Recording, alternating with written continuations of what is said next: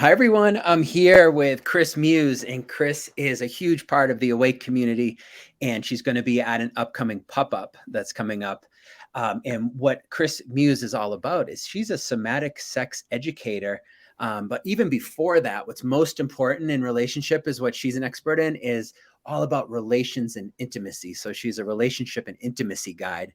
And I'm a psychotherapist, and I see a lot of couples, and I can tell you for sure that if you are not in your body and having emotional, like conversational type intimacy with your partner, sex isn't even going to be an issue because you're not going to get there probably if you're in a long-term committed, more serious relationship. So why I have Chris here today is, well, one, I love Chris and she's so fun to have with Awake, but we have a special event coming up and it's right near Valentine's Day. So if you're looking for a perfect Valentine's gift, you could give this workshop to your partner. And what it is the Awake pop-up. And it's at 7 p.m. on February 18th. So the Saturday right after Valentine's Day. And it's at a beautiful little yoga studio called Ahimsa Yoga Studio in Denver. So convenient. It's right in the city. You could even grab some dinner after or whatever, make it a date night. So Chris, I'm so excited to have you. Can you tell us a little bit about what couples are going to learn this Saturday night? Sure. Yeah. Well, let me just start by saying that desire, attraction, sexuality can all be really challenging to sustain over the long distance, over a long-term relationship. I mean, it can be quite easy and at your fingertips in the beginning. There's just fireworks that happen, brain chemistry dumps, but that changes over time. Are you there, Eric? Mm-hmm. Okay. Mm-hmm. I just lost you. I can't I'm see here. you. Okay, great. Yeah, that just naturally changes over time as chemicals fade, and then we start to place a lot of the responsibility for our pleasure, for our satisfaction, for our joy on our partners, which really actually kills desire. So, and it's a very disempowering stance. So for me, the place that I go to is empowering ourselves by taking responsibility for knowing our bodies, knowing our pleasure, knowing our do's, knowing our don'ts, and really fully being involved in a relationship. So this night together is going to be a lot of fun and playful ways to come into your own self, to start with centering in your own self, to find, well, what is it that turns me on? What is it that has me coming alive? What is it that has me feeling closer to my partner? And then being able to share that. So we'll be doing personal internal explorations, and then we'll be doing lots of together explorations, both in verbal communication, listening, and speaking, one by one turn, and then also embodied attunement. So we're going to be getting up to a lot of practices back to back, front to front, using our hands, using touch, using our sensory language to find ways to connect and get closer. So this is a couples class. It's a class for two people. You could be a friend, you could be just starting lovers, you could be in it for 20 years. That's any of that can work, but it is for two people because it's that kind of a dyadic exploration that we'll be getting up to. Very cool. So I'm curious, what do you see with a lot of your clients as far as how they get disconnected and what not having good intimacy looks like in relationship? I think I know, but I'd love to hear it from the professional. Yeah. Well, it's silence. It's a lot of it is not actually coming forward with the things that are true for us. And when I say that, what I mean is that, sometimes there's tiny little ruptures or little ouches or little places where, a conflict can really be just even the process of differentiating. You like this, I like that, and being okay with the differences that we have. And a lot of times we kind of store those in the back of our minds, like, oh, that's too small, or I shouldn't bring that up, or that doesn't really matter, or I'm just being silly, or their hobby is not valuable or stupid or whatever. And that starts to build little resentments, and little resentments erode positive regard. And the erosion of positive regard is the relationship killer. So what we can do to maintain desire, to maintain hot connection and feeling of a quiet hum of aliveness and yumminess in a relationship is by actually letting ourselves bring all of ourselves, letting ourselves actually have conflict with our partner in a way that also really is fiercely protecting our positive regard for them and for us. So I'm not sure if I answered your question. I started going off into some direction. Well, so it sounds like in relationship, that's why people come to me for counseling a lot, is they've definitely lost positive regard for each other somewhere along the way. And I think what I Mm. heard is that happens in the absence of saying how we really feel, of being honest, and maybe being willing to have some conflict. Is Absolutely. Yeah, that's definitely okay. one way. That's definitely a major way, is to not stay up to date. And so what we wind up doing is having a lot of fronts, having a lot of fakes, having a lot of pretending that we like something that we really don't, or yeah, just going along with something that is actually eroding ourselves. Or we think we should, and so we do, or we think Mhm. we shouldn't, and so we don't.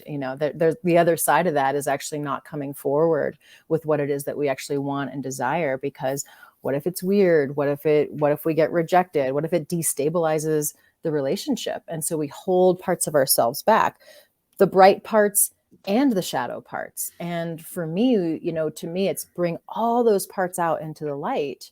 And that's what helps us to actually really get to know and be in a true and deep partnership with somebody. And then when you're Mhm. there, then the mood changes, the I'm being crabby, or you're in a bad mood, or it's a tough day at work, or I'm so elated at this amazing thing that happened, is really just the weather. And it doesn't have to mean anything about that we are or that we aren't meant for each other. Mhm. So if I heard it right, and I can relate in my long-term relationship, my marriage is, fear is maybe a big thing too, exposing or sharing what you really want or what's really important to you. So then you start to put on like more masks, or how was work? Oh, it was fine. Or you kind of get just face level, not deep. Mhm. But I sense that's because of maybe a lack of safety sometimes. Like, how do Mhm. you help couples to like? Mm. It feels risky to like totally say what you want in all aspects of life, or what you really care about, or what you don't care about. Like, I guess being totally honest with our partners is really actually hard Mhm. Mhm. sometimes. So, how do you help them maybe create safety to get over that fear? Because if you're gonna have the guts to say the thing you've been wanting to share, and then you get, ooh, like it sets up a fight or something. That's scary, isn't it? Absolutely. Oh, it sure it sure is. It sure is. And we all come to our adult relationships with the baggage that we've carried from past hurts, past relationships, from the holding environment, where we grew up, and how that did or didn't model a healthy and strong relationship, or how we were once vulnerable and say a risky thing and got rejected. All of these Mhm. things are possible and are true. And I gotta just say, I mean, it's honest to say that intimacy isn't safe. It's not. It's Oh. risky. It's vulnerable. And that's not to say that we just throw ourselves off the cliff. I think that it's really important to set up conditions for safety in as much as possible. So if you're starting a new relationship, then it's a little bit easier to kind of set those terms up right off the bat. But if you're not in a new relationship, you can say, hey, I want to do conflict differently. I want to find desire and attraction and aliveness again. And what we've been doing hasn't been working. And so I'm wondering about taking another risk to go deeper into intimacy, which doesn't just mean some new shiny novel thing that we get to do sexually. I mean, that's so on the surface. It's like we got to dig in and find where it is that we actually haven't been being upfront, true, honest, or just expressing of our own selves. And Mhm. curious. We have to also be curious about the other. So it takes generosity as well. And it also takes nervous system regulation and support, which are all things that I think you help people with in our Well, sessions. Yeah. it's cool that you mentioned that. So if you're just tuning in, I'm here with Chris Muse, a somatic sex educator, a relationship and intimacy guide, and she's going to lead one of our Awake pop-ups coming up on Saturday the 18th 7 p.m. at Ahimsa Yoga in Denver. Couples are invited to come and learn to connect more fully. But I'm so glad you said that piece around the nervous system, because we also invited Nate Ewert, and he is the owner of Somatic Synergies. And he's just going to come in for the first 10 minutes or so. Because what I know about connection and intimacy is if your nervous system is all jacked up and crazy from your day, I don't think we're going to be connecting very well. So I'm honored to have Nate come in, and he's just going to help us to move a little bit and then get us into our bodies so our nervous system can settle. And then we're going to hand it over to Chris to take us on this journey of connection. So, yeah. And our night together will be a weave through of conversation and then practice, and then a little more conversation and a little more practice, reflection along the way, and snacks at the end. Yeah. So I'm so curious, Chris. I don't want to put this out there if it's only my thing, but I think it's going to be a lot of people's thing. Is it going to feel weird to be with other couples sharing more intimate stuff? And if so, well, how do you address that and make it comfortable? Because a lot of people have already signed up. So I think they're being really brave to, I think we're all a little nervous around true intimacy and full openness, even with our closest partners. So if you're in a room with others learning, how do you make that comfortable? Yeah, that's a great question. And or maybe it'll be a little uncomfortable, and maybe that's okay. I mean, that part, that's part of growth, is being willing to take those little bits of risk and feel uncomfortable in a generative way. If it's uncomfortable, hopefully it would be generative discomfort, where you have actually leaving with more of yourself than less.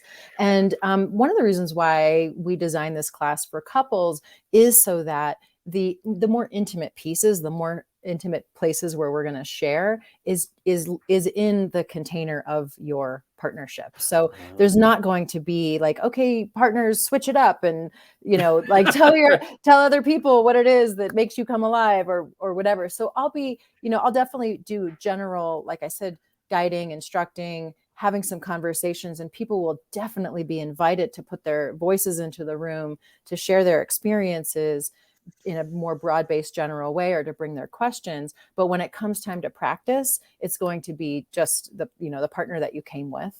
And we're not going to be getting up to anything explicitly sexual or nude or anything like that. So, you get to be in your own bubble. Yes, you'll be in a shared room with other people, but I'm imagining that, voices will be quiet enough, and that it won't be, that you won't necessarily be exposing in that way. Now, there will be embodiment, there will be movement, there will be playfulness in that way. And so, yeah, other people may be off to the periphery doing their thing and you're doing your thing. But, if you're actually engaged with your person, which is what I'm hoping that you would be, because you're here to make a deposit into your relationship, that whatever is going on over there is kind of background noise. I mean, I'm hoping that you'll just be able to hear my voice when I say, okay, switch.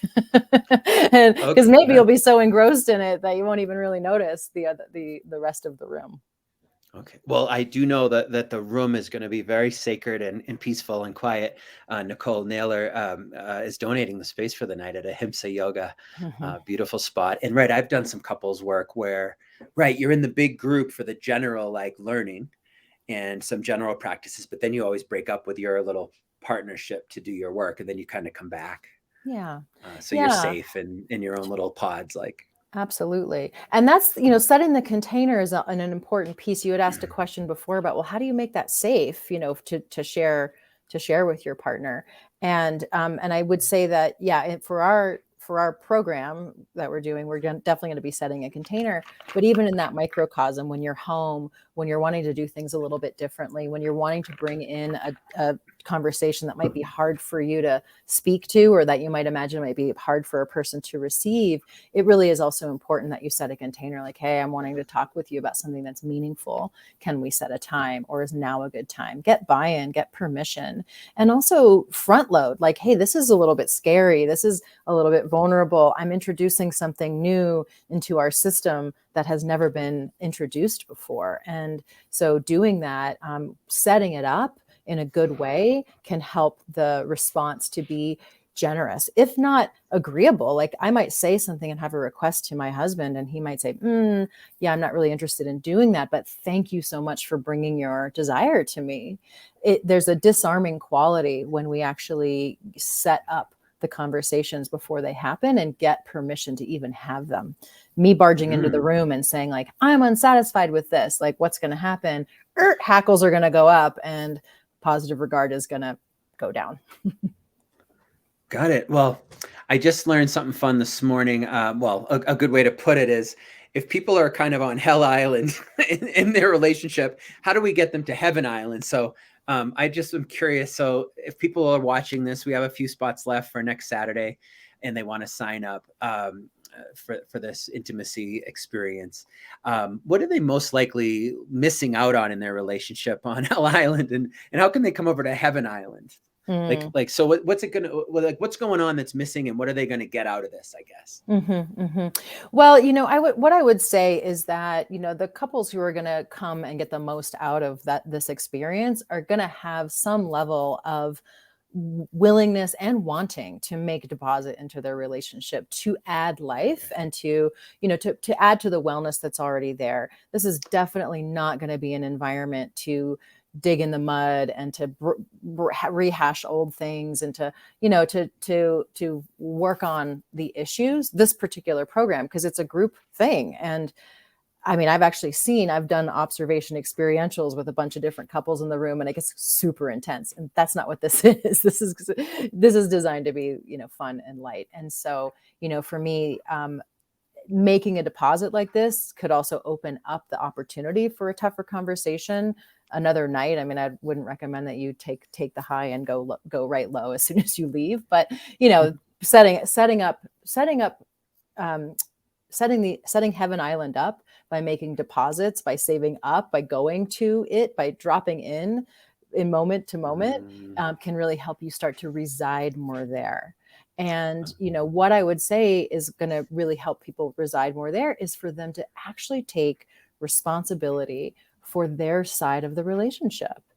And that includes what it is that they do or don't want, what it is that brings them pleasure, and even the tough thing of owning the things that we have been doing that aren't actually in alignment with our values or our bliss. Because so often that's what happens in relationship is we start to clip parts of ourselves. This isn't accepted. This isn't allowed. This needs to get amplified. So in order to stay lovable, we start to prune ourselves and contort. And so that's hell. That is hell, because you're not who you really are. And that's resentment. And so it can go back to the basics of like, okay, I'm not feeling desire. I want to feel desire from my partner. Let's grab for the new thing. Let's go on a trip. Let's get novel. That's actually not what it's about. It's actually going in because everything you can imagine affects desire. Our resource level, our sexual, our self-love, our emotional connection with ourselves and our partner, our work, our psychology, our physiology. I mean, everything affects desire. So starting to get curious about what it is for you that's affecting your desire, what it is for you that has you lean in closer or has you not, and then communicating. I mean, if I could answer in one word, what gets you from hell to Heaven Island, communication. But first I think you got to kind of know yourself. And that's not to say that you communicate with like I know this and I'm making a statement, because communication is also an exploration. Like to me, I'm the kind of processor that talking helps me to actually understand what's really true. I don't come with a whole script or narrative. I can come with some ideas, and then the investigation helps me to get there. Wow. So the main thing I took away from all that was, so I do individual and couples work for therapy. And the number one thing that leads to success is when people start to take responsibility for their side of things. Absolutely. So that's a big thing I heard. I heard permission a little bit earlier, which I love, because when people come towards their partner with any bit of something that could be perceived as blame or something they're doing wrong or a way they're not showing up, forget about it. Nervous systems go dysregulated and they don't get anywhere. So taking responsibility for your side of things, asking permission, and then moving towards like really healthy communication thank you so much, because I think I'm starting to get a better feel for what intimacy really means, maybe in a relationship, and how we might get there. Yeah, So, and I would say that it is about doing that, taking our responsibility, and also responsibility for our own pleasure, and for what has us coming alive. But then, relationships are a mirror. I mean, one of the most beautiful things about the relationship is how we get to walk each other home in this, or help to heal each other's wounds. That's not to say you're going to heal my wound, but I'm going to heal it. And with your support and help, it's going to be can be more efficient. And so, and then there's other ways of, like, your reflection to my blind spots actually help me to see something that I'm not seeing. So certainly there are ways to do feedback well. There are ways to shine a light onto your partner about something they're doing that's not working. So it's not to say that we throw that all out, but it is a bit of a flip of a script, because a lot of people, and I work with individuals and couples as well, a lot of people will come with the complaint. Tell him how he needs to change, show her how how this isn't working for me. And that takes us into complaining, that takes us into nagging, and that takes us out of our responsibility. So it's not just one or the other, but it requires both, I think. wow. Teamwork makes the dream work. Right. Yes. So, I wonder, Chris, would you be willing to offer a short practice that may help couples or individuals? Well, I guess if you're an individual watching this, I imagine it will help you in your coupleship. But is there any practice you can offer us that to increase our ability for intimacy or connection? So, I always say that you can only connect with your partner as deeply as you've connected with yourself. Like, there's a limitation there. There's a capacity there, and it can grow and change. So wherever you are right now, don't worry. You can always grow closer with yourself, and not with every partner. Sometimes it's just untenable, but generally that's true. So what I would say is to back up and to start actually attuning to the times and the places in your life where there's something to say, but you're holding yourself back, or where there's something, let's just say that, where that you're going along with something, or that you're maybe exaggerating or lying a little bit about something that you like, or that you want, that you don't actually want, or something that you do want that you're actually not bringing forward. So start to notice the incongruencies between your internal world and your external expression. That's it. Just start to notice. Because once you do that, you start to see, oh, wow, there it is again. Oh, gosh, there it is again. Oh, I didn't realize I was so holding myself back or tongue-tied. Then from there, you can start to see about, in small ways, taking that risk to bring something forward, to bring your truth forward, not in a number 10 kind of way, and not in a kind of way that is like the avalanche of like, whoa, I've been tracking myself for a week, and let me tell you now about the 50 ways that I've been inauthentic with you. and you're going to see a different version of me. Like, that's overwhelm and overload. But, maybe in a different way, like, what? I actually prefer the asparagus done this way. Can we try that? Start with the little stuff. Little things like that. Because I think that once you start to tune into where it is that you're actually out of your own integrity and your own authenticity, you'll start to hopefully value what's happening internally. And then when the time is right, when the trust is there, when when the relationship has earned that, or when the context is correct, start to bring that in. They're emotional risk. Each time you do that, it is an emotional risk, especially if you're used to not bringing yourself forward. So be gentle and be simple, and be low stakes, I think, at first, especially as you're trying it out. Okay. So, Chris, I wonder, would it be best to save a little guided practice for in person, or would it be possible to guide us in like a 3 to 5 minute practice of doing that attunement practice, like in real life? Like, maybe if people have a notebook and can get to because you said it so beautifully, but I wonder if you could guide us to calm down a little and write down one thing, maybe, or. I mean, sure. To me, the way that I was introing that was really to start tracking your in real life moments. Okay. When you say a thing that like, where did that come from? Or where you don't say a thing where you're like, why didn't I just say that? Oh, I see. Those So this are, is a real life in the moment practice. Okay. yes. Yeah. I mean, certainly, you can contemplate those things and write them down, but I feel like that starts to get a bit generalized. Mhm. And in this way, specific is really where you'll actually get feedback about your own patterns, and also the feedback about how you be in the world. So, you could say, oh, I never say that I want to go to I never choose the restaurant. That might be a thing that if I took you in right now, you might notice that, oh, I never say the restaurant. But it's so much more potent that in the moment when you're thinking about the restaurant and you're like, oh yeah, I think I want pizza. Why am I not saying that? What's stopping me from saying that? That then Right. you can really bring yourself into that moment, or choose if it's the time to bring yourself into that moment, or just Ooh, yeah. choose to know I think I yourself. have a good example. Maybe is this one of them? So my wife, she's so wonderful. I love her. We get along really great, and she's been working on more claiming her space though in our home. Mhm. And she got this beautiful little chair and a little table. And I thought, oh, I'm home. I could see a client from that chair. And thank God she just had the guts, I think, to be so honest with me. And she's like, sweetie, that's kind of my space. Mhm. And at first I was a little like, oh, shoot, like I'm not entitled to be in all your spaces, like for a second. And then I was like, oh, shit, I'm so glad she spoke up, because I imagine if you didn't have that attunement together, or that honesty for her to just bring that basic truth forward, like you said, Mhm. then later she could be really resentful. Like, and maybe it would come up like, I don't have any space in this house, Eric. You're everywhere. Like, Right.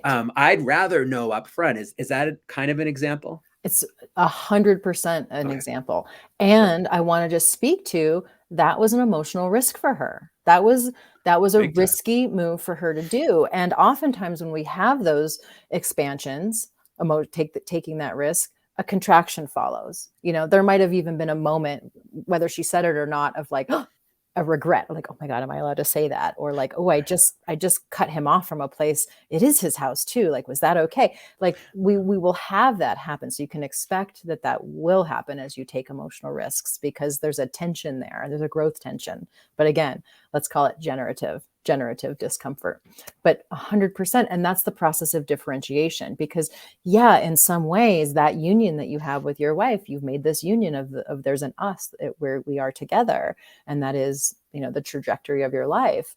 However, that doesn't mean that you're not still an individual, and that you can't still have your spaces, your erotic life, your conversations, those things that you just get to keep for you. And I think that having those and knowing yourself there and learning about yourself there, because of course we'll grow and change, is and then valuing enough to bring it to the relationship. I mean, I think that your wife did, like, kudos for that. And for you to stay in the sting and then the recognition. Oh, yeah. I would rather the sting and have her be her whole self than have her clip herself, get a compromised version of her that feels a little bit more comfortable and smooth for me, because I don't have to feel the sting. Right. Yeah, Okay. you So know, it's like risky. It's like you're alive though. You feel that mm-hmm, feeling. Yeah. mm-hmm, Because I did that love language thing online. I tell my clients to do that too. And I remembered my love languages, and one of them was like words of affirmation.